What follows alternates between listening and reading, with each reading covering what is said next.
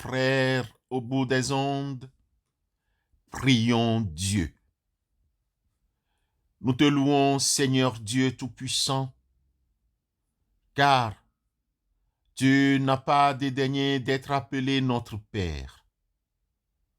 Tu tiens le monde entier dans tes mains, mais tu nous connais par notre nom. Nous te rendons grâce pour les œuvres de tes mains, pour tout ce que tu as fait pour nous par Jésus-Christ notre Seigneur. Qu'il est grand ton nom par toute la terre, jusqu'aux cieux. Ta splendeur est chantée par la bouche des enfants, des tout-petits. Ô Seigneur notre Dieu, qu'il est grand ton nom par toute la terre. Accorde-nous ta grâce de faire ta volonté au cours de cette journée. Mets-nous à côté de qui tu veux. Permets que nous rencontrions de bonnes personnes et que cette journée soit une réussite pour nous. Au nom de Christ Jésus. Amen.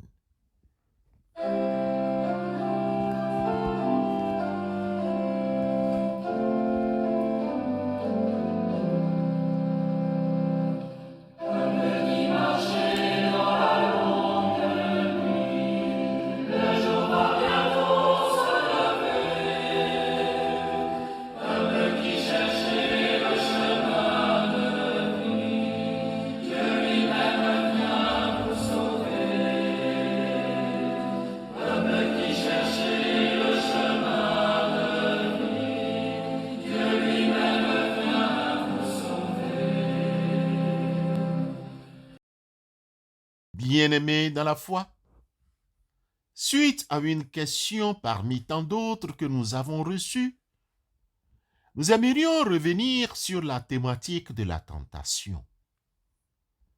Dans la lettre de l'apôtre Jacques au chapitre 1, les versets 12 et 13, nous lisons que « Heureux est l'homme qui demeure ferme dans l'épreuve, car après avoir prouvé sa fermeté, il recevra la couronne de victoire, la vie éternelle que Dieu a promise à ceux qui l'aiment. » Si quelqu'un est tenté, qu'il ne dise pas « c'est Dieu qui me tente », car Dieu ne peut être tenté de mal faire et il ne tente lui-même personne.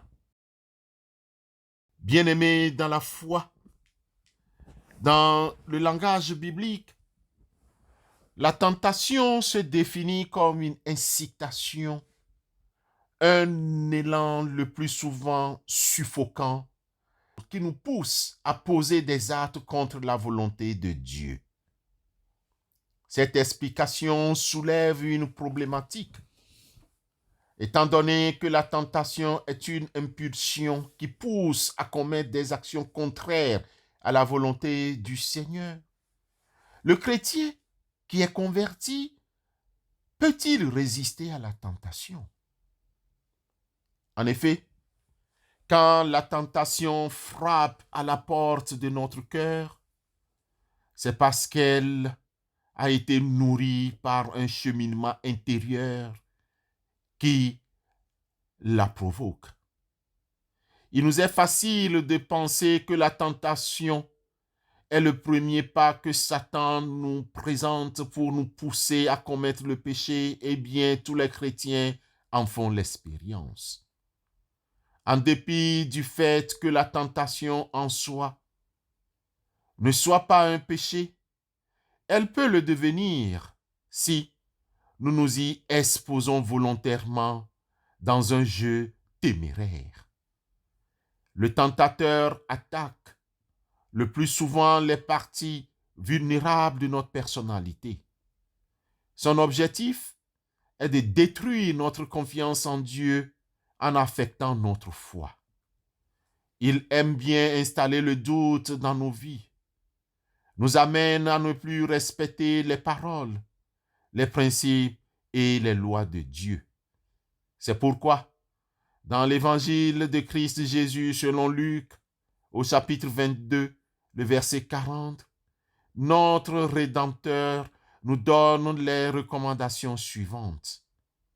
Quand il fut arrivé à cet endroit, Jésus leur dit, « Priez, afin de ne pas tomber dans la tentation. » Bien-aimés, nous devons nous placer sous la protection divine et de ne pas nous plaisanter avec la tentation, car elle nous guette à tout bout de chemin.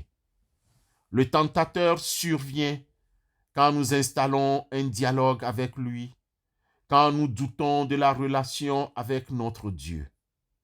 Les confrères qui ont analysé la tentation et ses effets affirment que Satan dispose de 30 secondes pour nous y faire tomber.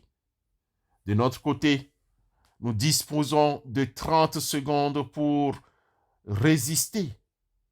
Oh Père, résister et lui dire non. Et nous éloigner de lui rapidement. N'oublions pas que la grâce et la toute-puissance de Dieu nous accompagnent, nous soutiennent pour nous faire sortir de la tentation, car les tentations que vous avez connues ont toutes été de celles qui se présentent normalement aux hommes. Dieu est fidèle à ses promesses et il ne permettra pas que vous soyez tentés au-delà de vos forces.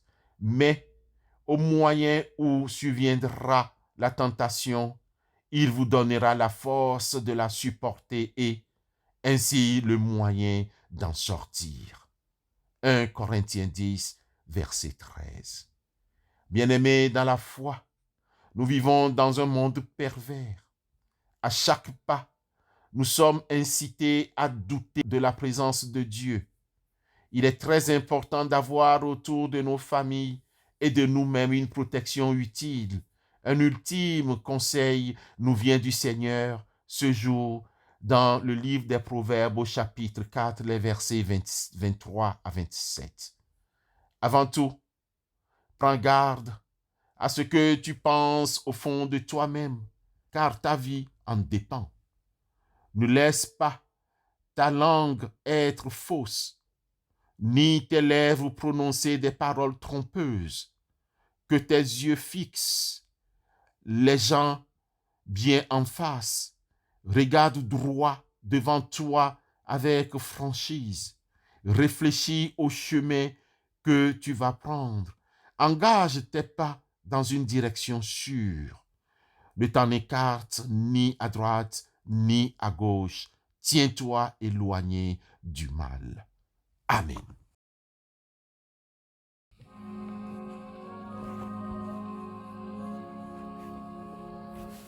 Venez au Sauveur qui vous aime, venez, il a brisé vos fers, il veut vous recevoir lui-même, ses bras vous sont ouverts. Oh, quel beau jour, Sauveur fidèle, quand nous appuyons sur ton bras, dans la demeure paternelle, nous porterons nos pas. Prions Dieu.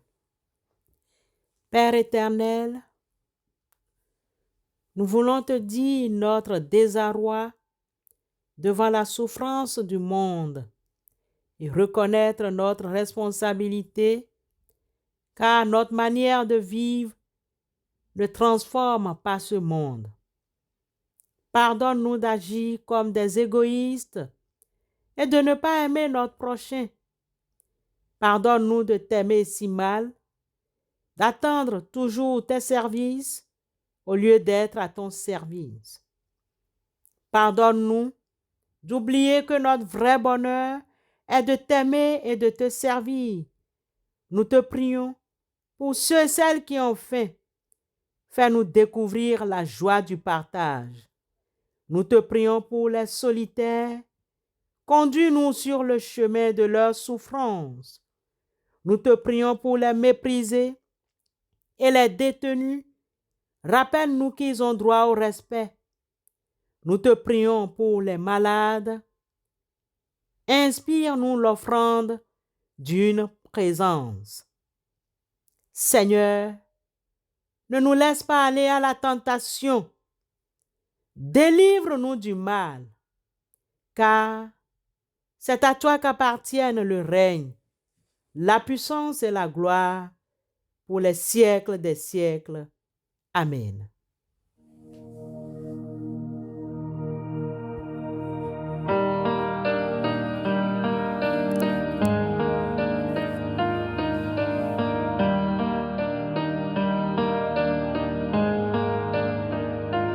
Ô peuple fidèle,